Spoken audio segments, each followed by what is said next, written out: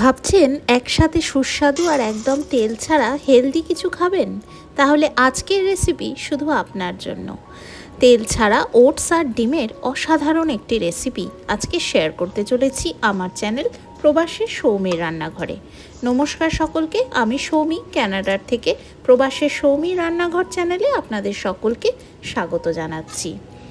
আজকের রেসিপি হলো rolled oats আর ডিমের সাথে তৈরি করা তেল ছাড়া একটা দারুণ সুস্বাদু রেসিপি।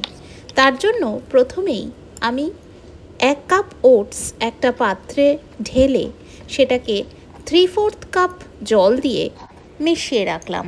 আর তারপরে এর মধ্যে দিয়ে দিচ্ছি আগের থাকতে চপ করে রাখা একটা গোটা পেঁয়াজ। আর তারপরে এর মধ্যে আমি দিয়ে দিচ্ছি 1/2 কাপ মটরশুঁটি বা কড়াইশুঁটি। এই রেসিপিটা যেরকম সুস্বাদু সেরকমই কিন্তু স্বাস্থ্যকর হতে চলেছে, তো মন দিয়ে স্কিপ না করে দেখার অনুরোধ রইল।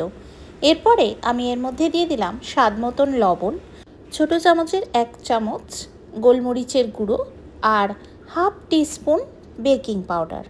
আর তারপরে এই প্রত্যেকটা জিনিসকে সুন্দরভাবে আমি মিশিয়ে নিচ্ছি একটা চামচের সাহায্যে। আমার প্রত্যেকটা এপিসোডের মতন এই এপিসোডেও বলি যে ওটসকে বলা হয় সুপার ফুড। এতে আছে প্রচুর ফাইবার, যা আপনার হজম ঠিক রাখবে আর ওজন কমাতেও অনেক সাহায্য করবে। আর সঙ্গে যে আমি সবুজ মটরশুঁটি অ্যাড করলাম সেটাও কিন্তু প্রোটিন আর ভিটামিন সিতে ভরপুর, যা শরীরকে শক্তি দেয় আর রোগ প্রতিরোধ ক্ষমতাও কিন্তু অনেক বাড়িয়ে তোলে। এরপরে আপনারা দেখছেন যে আরেকটা বাটিতে আমি ভেঙে নিচ্ছি 2টি ডিম। ডিম কিন্তু আমাদের দৈনন্দিন সুপার প্রোটিন। এতে আছে ভিটামিন ডি, কোলিন আর ভালো মানের প্রোটিন, যা মস্তিষ্ক আর হাড় মজবুত রাখতে অনেক সাহায্য করে। এরপরে এই ডিম দুটোর মধ্যে আমি অ্যাড করে দিয়েছি স্বাদ মতন লবণ আর বেশ কিছুটা গোলমরিচের গুঁড়ো। আর তারপরে খুব সুন্দরভাবে একটা কাঁটা চামচের সাহায্যে আমি ডিম দুটোকে ফেটিয়ে নিচ্ছি। আর একদিকে একটা কানা উঁচু পাত্রে আমি অল্প একটু মানে একদমই সামান্য বাটার দিয়ে একটু গ্রিস করে নিচ্ছি। এখানে আপনারা এই মেটেরিয়ালের পাত্র যদি আপনাদের কাছে না থাকে তাহলে যে কোনো স্টিলের পাত্র ব্যবহার করতে পারেন, তবে একটু কানা উঁচু হলে ভালো হয়। আর সেই পাত্রটা ভালো করে গ্রিস করে নিয়ে তার মধ্যে আমি অ্যাড করে দিচ্ছি যে ওটসের মিশ্রণটা আমি বানিয়ে রেখেছি সেটা অ্যাড করে দিয়ে আমি খুব ভালোভাবে একটা চামচের পেছন দিয়ে এই মিশ্রণটাকে একটুখানি সমান করে নিচ্ছি। সমান করতে করতে বলি যে আজকে যারা আমার চ্যানেলে নতুন তারা চ্যানেলটি সাবস্ক্রাইব করে ভিডিওগুলো দেখে অবশ্যই ভালো লাগলে একটি লাইক দিয়ে দেবেন আর একটা সুন্দর করে কমেন্ট করবেন। আর যারা আমার পুরনো বন্ধু, যারা আমাকে সবসময়ই সাপোর্ট করেন, তাদেরকে অনেক ধন্যবাদ আমার চ্যানেলের সঙ্গে থাকার জন্য। এরপরে আগের থাকতে যে 2টো ডিম আমি ফেটিয়ে রেখেছিলাম সেই 2টো ডিম আমি এর মধ্যে ঢেলে দিলাম এই ওটসের মিশ্রণটার মধ্যে। আর তারপরে সেই ডিমের গোলাটাকেও কিন্তু খুব সুন্দরভাবে একটা চামচের পেছন দিয়ে আমি খুব ভালোভাবে এর উপরে পুরোটা স্প্রেড করে নিচ্ছি, মানে সমান করে নিচ্ছি।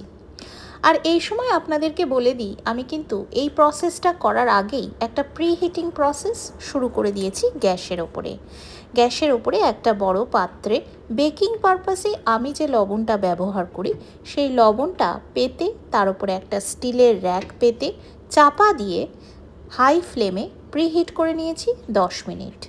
আর ততক্ষণ আমি এই জিনিসটা বানিয়ে নেওয়ার পরে তারপরে ওর মধ্যে খুব সাবধানে আমি রেখে দিয়ে আবারও আমি ঢাকা দিয়ে এই জিনিসটা মিডিয়াম ফ্লেমে কুক করে নেব ফর অ্যারাউন্ড 20 to 25 মিনিটস। যেহেতু আমি গ্যাসে বানাচ্ছি তাই একটু বেশি সময় লাগছে, 20 থেকে 25 মিনিট। আপনারা যদি মাইক্রোওয়েভ ওভেনে বানান তাহলে 180 ডিগ্রি সেন্টিগ্রেডে 15 থেকে 20 মিনিট বেক করলেই কিন্তু এই জিনিসটা দারুণভাবে রেডি হয়ে যাবে।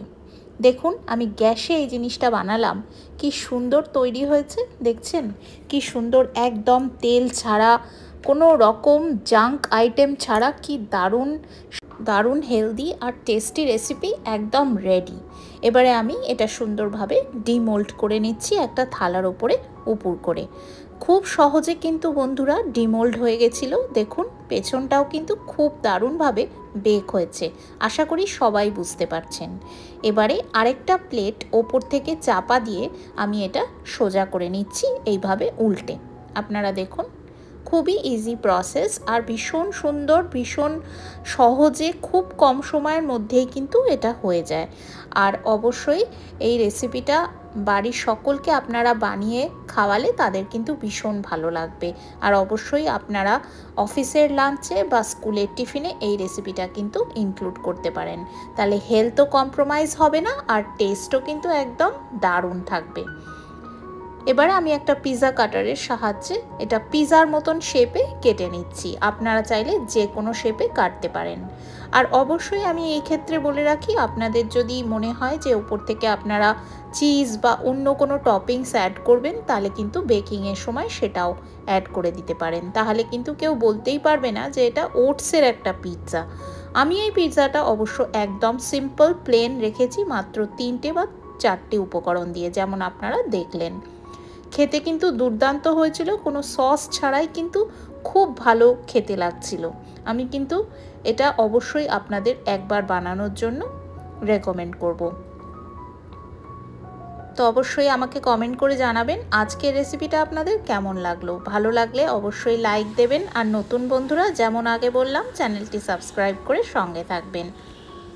তো আজকের ভিডিও এই অবধি। আপনারা সবাই ভীষণ ভালো থাকবেন, সুস্থ থাকবেন, সুন্দর থাকবেন, সকলকে নিয়ে ভীষণ আনন্দে থাকবেন। আর অবশ্যই দেখতে থাকবেন আমার চ্যানেল প্রবাসী সৌমির রান্নাঘর, যেখানে স্বাদ ও স্বাস্থ্য খুব সুন্দরভাবে মিশে যায়। Thank you very much for watching.